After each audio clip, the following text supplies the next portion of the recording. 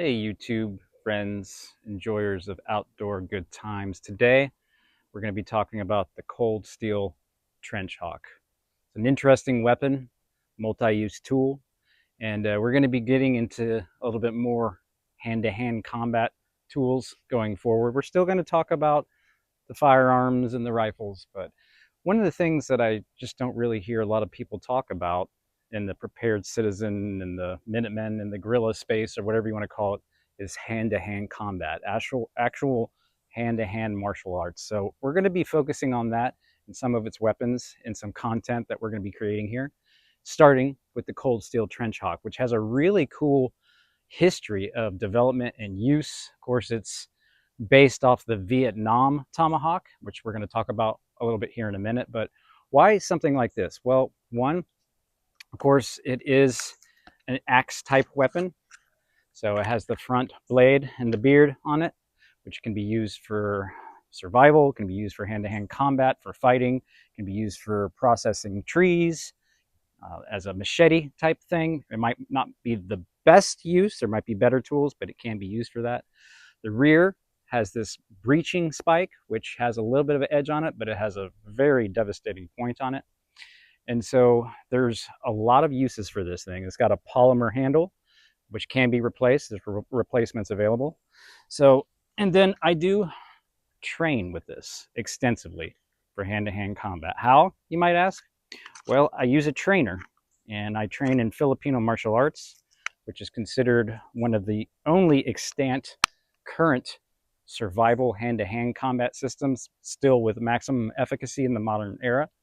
And so there's a lot of different ways you can actually use this. A lot of people might just think just for using as a traditional axe or tomahawk, yeah, you can do that, but you might notice the finger grooves right here.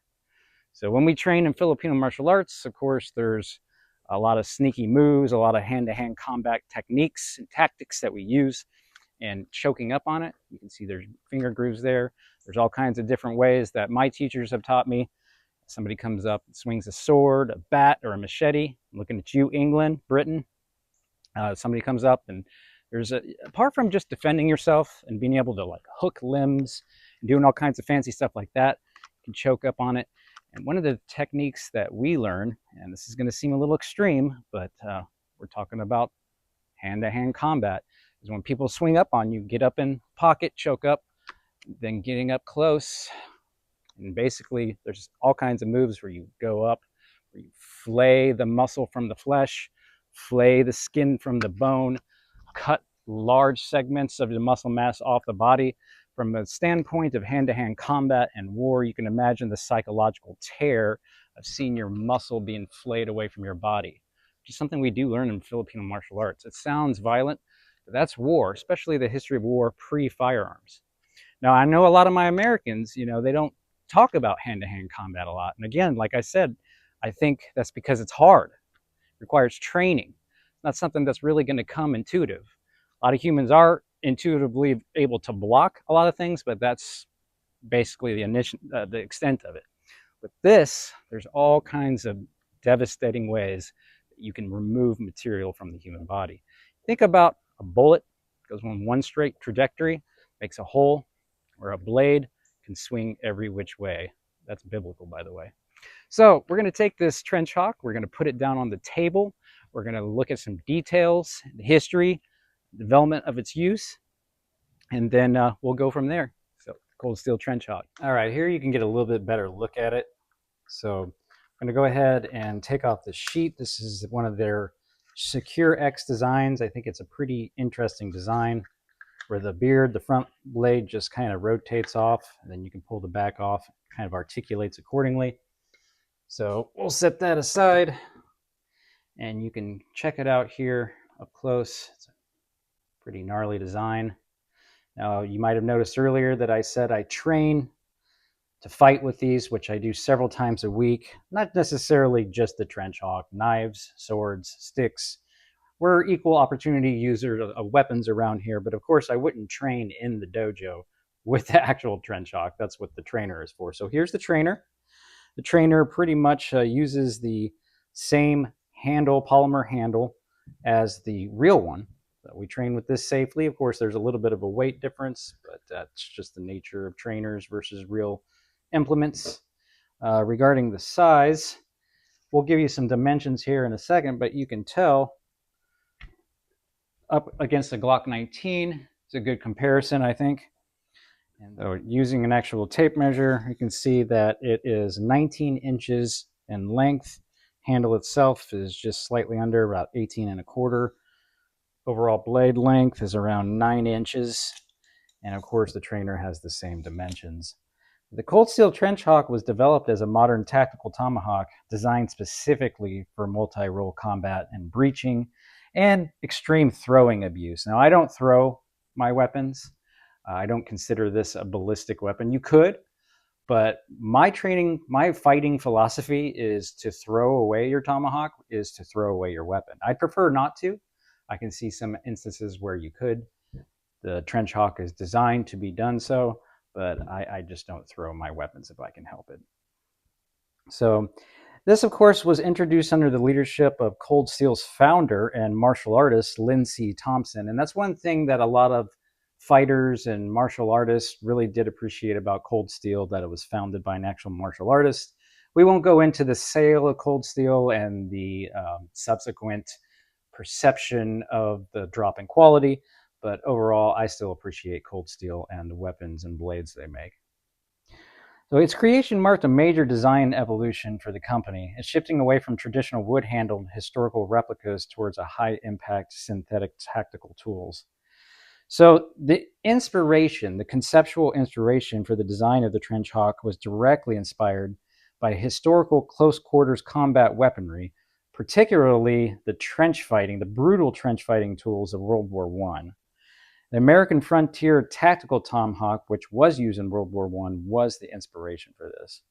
So it's pretty cool. The material engineering and evolution, during its development and production history, Cold Steel did utilize wood initially, as well as high-performance 5150 carbon steel.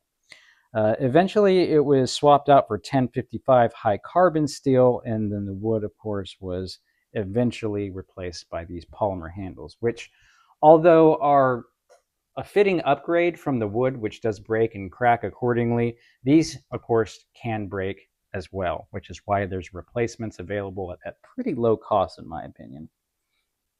So it's a pretty cool weapon, I think, and a lot of different multi-uses.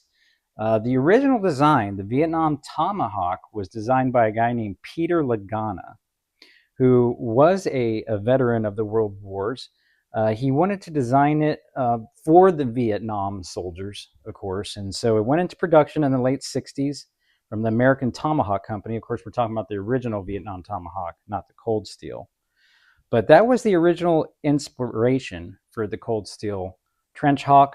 They have another one called the War Hawk that is kind of similar, but upon initial review of these weapons, I went with the Trench Hawk as I saw more uses for this particular shape and design. But soldiers in Vietnam started buying Vietnam Tomahawks with their own cash, having them shipped out to sea, particularly between 1960 and 1970. Approximately 4,000 Tomahawks were produced from the American Tomahawk Company and eventually shipped overseas to military service members. So the military never officially issued the weapon. Troops would privately purchase them, but there's a lot of historical uses of that, even going back to World War II, like when the K-bar wasn't initially available for the start of the war. A lot of the soldiers were buying their own hunting knives, Remington hunting knives, to take with them before the K-bar, and that was a very similar case for the Vietnam Tomahawk. So soldiers would use them to clear helicopter landing zones, chop through thick brush, and smash booby-trapped walls. So there's a little bit of an intermission. Production ceased in 1970 as the war wound down. Original models became incredibly rare collector items, and in 2001, there was a little bit of a resurgence with knife throwers Andy Prisco and Bobby Bratton licensed Lagana's design and started the company. And then there was, of course, the synthetic upgrade named the VTAC, the Vietnam Tactical Tomahawk. Those are just some of the developments of the precursors of the designs to the Cold Steel Trench Hawk. Cold Steel Trench Hawk, quite a gnarly weapon. They have a similar one out there called the Cold Steel Warhawk, a little bit different of a design. I could see the efficacy and use of that particular design as well. But for now, the Trench Hawk is a great little companion. It rides along with me in my Jeep, because you never know. All right, peace.